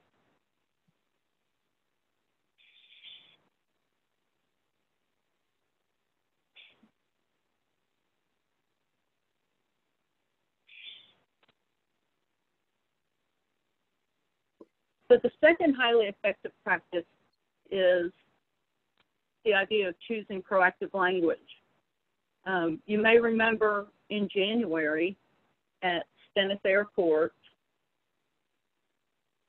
we did an activity where you told your partner all the things you had to do for the week. And then we reframed it in a positive way, telling them what you chose to do or what you get to do. And if you remember the major difference that made in how you feel, you felt like you had a choice. You felt differently about it. But choosing positive language makes a difference in the interaction. The third practice is focusing on your circle of influence. And I know we've talked about this. It's the idea of focusing your energy on those things you can control. We can't control the virus. We can't control what's happening in our economy, but we can take action in that circle of influence. We can use proper PPE. We can keep ourselves at home. We can choose to support our local businesses through carryout or curbside service or social promotion. So focusing our energy on those things, that circle of influence, those things we can control. And then the last one is to be a transition person. So transition person is the person who takes this cycle of negativity and transitions it to a positive message, refuses to carry on that cycle of negativity. Whether it be something you bring with you from your upbringing, that a way of dealing with your family that you don't want to carry forward, or whether it be not jumping on the bandwagon on social media when there's negative posts or negative press, beating up our politicians or our local leaders. Refuse to carry the negative forward, break that chain and turn it into something positive. So I want to challenge you to take that pause, respond in a way that's meaningful to you, to use positive language to frame the conversation in a way that improves the interaction, to focus your energy on things that matter, on things you can control, and to be that transition person and not carry the negative forward, be the positive and spread the good. I know there was some freezing that. I'm not sure what carried over, but it was great to see you, to talk to you, and I look forward to when I can talk to you in person. Thank you, Joy. We appreciate that. And definitely taking a pause. We've all had plenty of time to pause, I think, over the last few weeks. But that's all great advice. And so thank you again. I know that we have about 10 minutes left in this session that we've had scheduled. I know Sally would like to maybe get some feedback from everyone, what your thoughts are on this format. So Sally, did you want to ask any specific questions?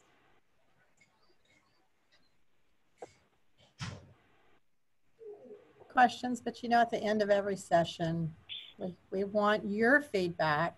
We are going to be planning next month's session, probably it will be a virtual Zoom session as well. So was this useful? How could we improve it? You know, we're all getting better at the technology part of it, but just help us think about next month and what could we do differently.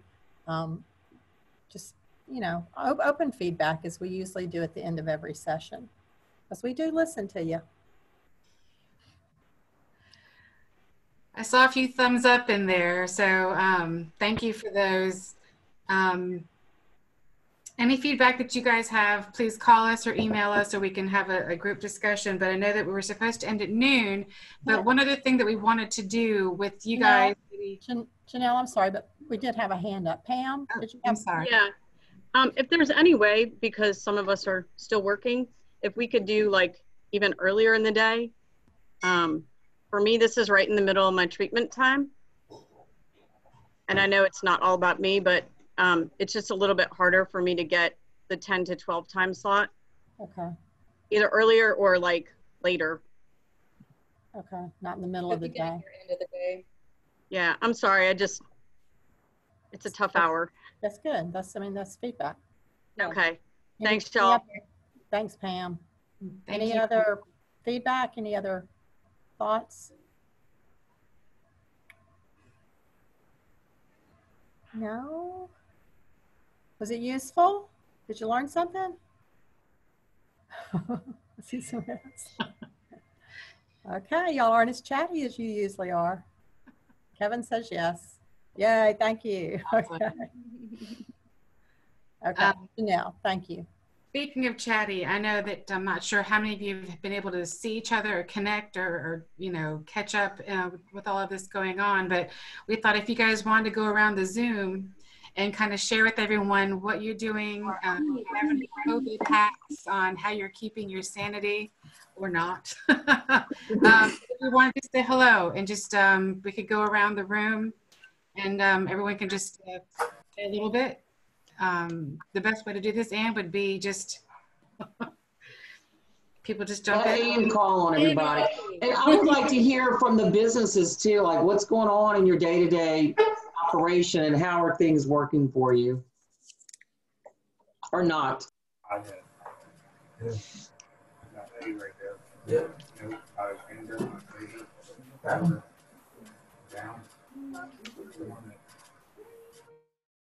Anne, are you going to call on people to talk?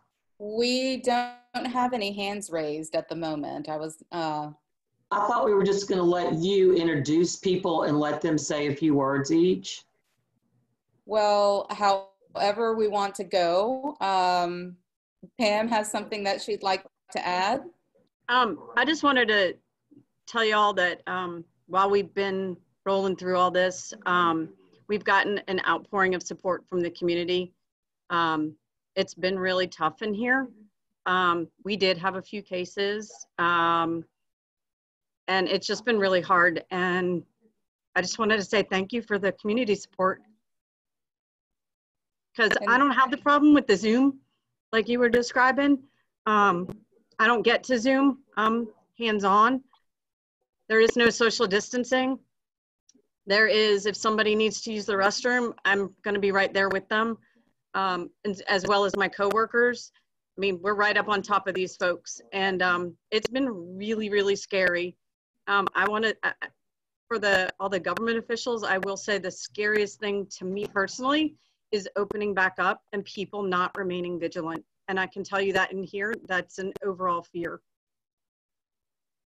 Pam, let me tell you about something. We have a small donor fund at our foundation to help with the front line, stocking the supplies on the front line. If you have a need and you can't get what you need, you know, or you can't pay for what you need, then you can send Sally an email and we can consider paying for it. The probably the most surreal thing was one of the Fridays when all this really first started happening and we had our first active case, was the military folks showing up from the MEMA, I guess, with supplies for us. So we did get a delivery of supplies The only really hardest thing for us to get has been access to the tests when we needed them the most. And it came down to, it's not what you know, it's who you know. And we had people that were able to step up and help us.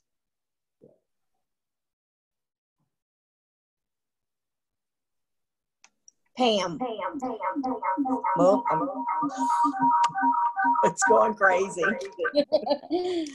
Do you know, or does anybody know of if they're testing for if you've had COVID before, so you can donate whatever they're taking, blood, plasma, whatever it may be? I don't know the answer to that. I haven't heard anything about that yet. I spoke to Alan Hodges this morning, and I think they're getting, it's called antibody testing. Is that correct? I think they're getting ready to do that in the next couple of days from what he said.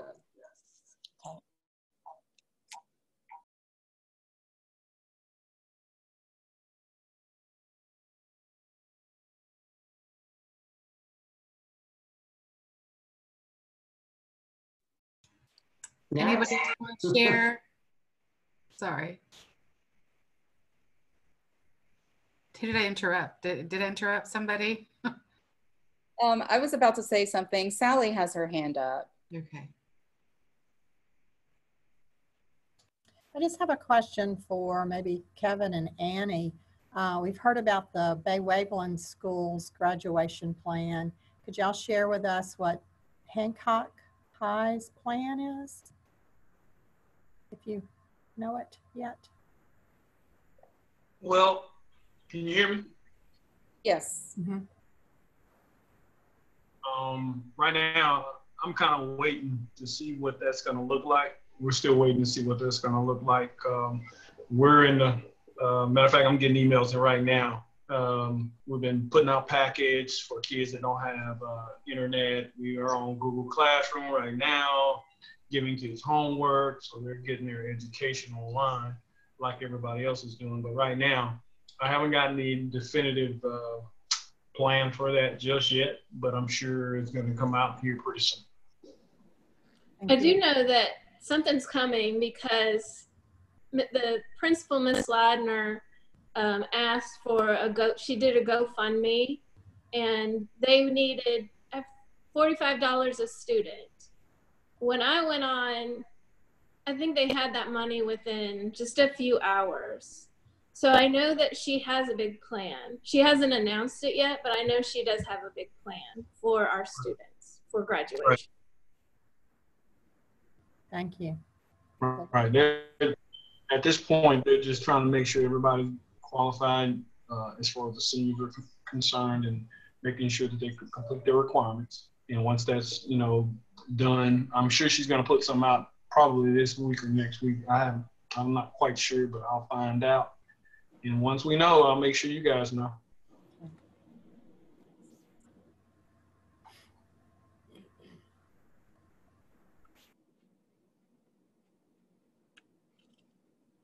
Any other hands raised, or is Sandra there with us to kind of fill us in? If not, don't have any hands raised. No hands raised? Okay. If not, anybody else want to share how you're doing, or say hello, or give a shout out to anybody? It was good to see everyone. I hope you all stay safe and you stay healthy. I hope that the next few weeks bring on some positive change for everyone, and that we all continue to work together. That being said, it was suggested, Terry, would you mind leading us in prayer to close out our session? I'd be happy to. If everyone would join us in prayer. Lord God, we give thanks for the opportunity to see each other's faces and to hear each other speak and to learn more about our community. We pray for that community, particularly for Pam and all of those that are in this group, but in their minds and hearts, who face the public every day, who work in those essential positions that bring health and safety to all kinds of folks. We pray for those in our minds and hearts, our families, as they learn how to be the surrogate teacher for their children as they encounter college students who thought their lives and trajectory were away from home are now back at home.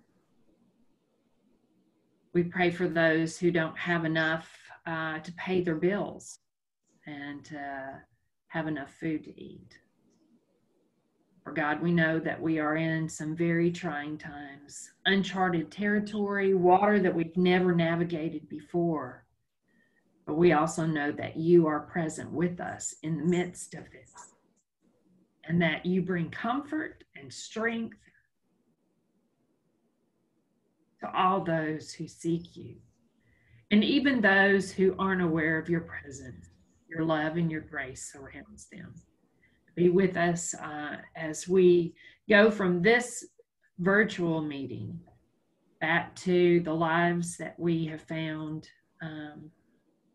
ourselves living today. And as we do that, God, we pray for peace. We pray for wisdom for our government leaders as they begin to open up the economy and do that dance of how to help businesses get back to business, but to keep people safe in the midst of this coronavirus.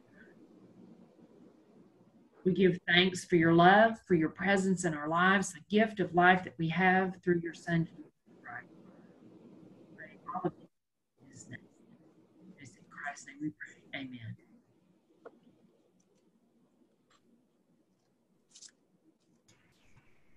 Thank you, Terry. That was a beautiful prayer. You all please stay safe. Enjoy the rest of your week and your weekend. If you need any information, you know that you can always call on your steering committee members and the Chamber of Commerce. Keep up with the Facebook and social media posts that they're putting out as well. I wish you all happiness and safety, and we'll get some more information out to you guys regarding next month's session, and we'll be in touch. So you all stay safe and take care. Bye, y'all. Take care. Bye. Bye. Bye. I hate to leave.